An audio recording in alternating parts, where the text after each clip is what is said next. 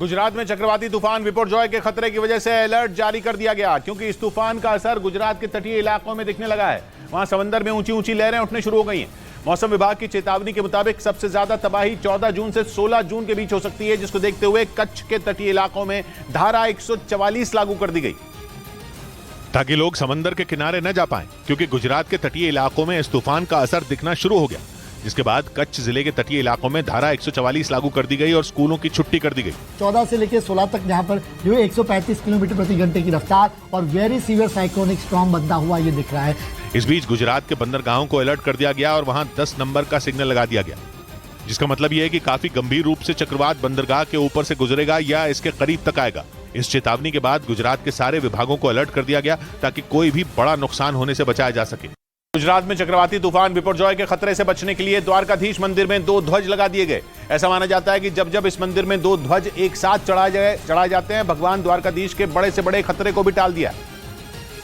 और यही वजह रही कि चक्रवाती तूफान बिपरजॉय के गुजरात से टकराने से पहले वहां 2 ध्वज चढ़ा दिए गए। द्वारकाधीश मंदिर के पुजारियों के मुताबिक किसी बड़े खतरे को टालने के लिए वहां एक साथ 2 ध्वज चढ़ाने की मान्यता है। ऐसा माना जाता है कि 2 ध्वजा चढ़ाने के बाद भगवान द्वारकाधीश आने वाले संकट को टाल देते हैं। यही वजह रही कि गुजरात में इस तूफान की वजह से होने वाली बर्बादी से बचने के लिए द्वारकाधीश मंदिर में ये पताकाएं चढ़ा दी गईं। मौसम विभाग ने आशंका जताई कि ये चक्रवाती तूफान 14 जून से 16 जून के बीच गुजरात में भयानक तबाही ला सकता है, जिससे बचने के लिए वहाँ तैयारियां तेज कर दी गयी। मौसम विभाग ने अनुमान लगाया कि 15 जून को 150 किलोमीटर प्रति घंटा की रफ्तार के साथ तूफान बिपरजॉय गुजरात के तटीय इलाकों से टकराएगा। ऐसे में तूफान के खतरे से निपटने के लिए तैयारियां तेज हो गईं। प्रधानमंत्री ने भी तूफान से निपटने के लिए की गई तैयारियों का जायजा लिया और राहत बचाव कार्य के लिए अलर्ट रहने का निर्देश दिया। आईएमडी ने बताया कि तूफान बिपरजॉय का सबसे ज्यादा असर गुजरात में देखा जाएगा, जिसे देखते हुए गुजरात के तटीय इलाकों के 2 किलोमीटर के दायरे में आने वाले सभी इलाकों को खाली करवाया जा रहा है। हमारे सौराष्ट्र कच्छ की तटीय इलाका में 15 की सुबह तक पहुंच जाएंगे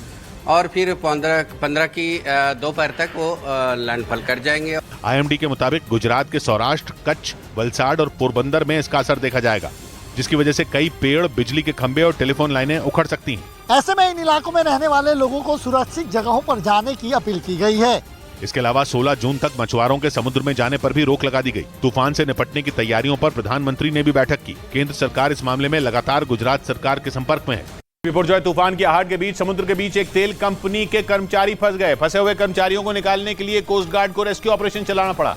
समुद्र में नावों और जहाजों की आवाजाही बंद होने की वजह से कर्मचारियों के निकलने के सारे रास्ते बंद हो गए और तेल कंपनी के कर्मचारियों के पास निकलने का कोई रास्ता नहीं बचा था। ये कर्मचारी गुजरात के ओखा के समुद्र तट से करीब 50 किलोमीटर दूर समुद्र के बीचों बीच काम कर रहे थे। जैसे ही तूफान की आहट के कारण समुद्र में लहरें उठने लगी, जहाजों की आवाजाही बंद हो गई। तभी कोस्ट गार्ड ने इन फंसे हुए कर्मचारियों को निकालने के लिए रेस्क्यू ऑपरेशन शुरू किया। हेलीकॉप्टर के जरिए तेल कंपनी के 11 कर्मचारियों को सुरक्षित निकाल लिया गया। तूफान के कारण समुद्र में तेज लहरें उठनी शुरू हो गई, इसलिए हर तरह के जहाजों की आवाजाही पूरी तरह से बंद कर दी गई।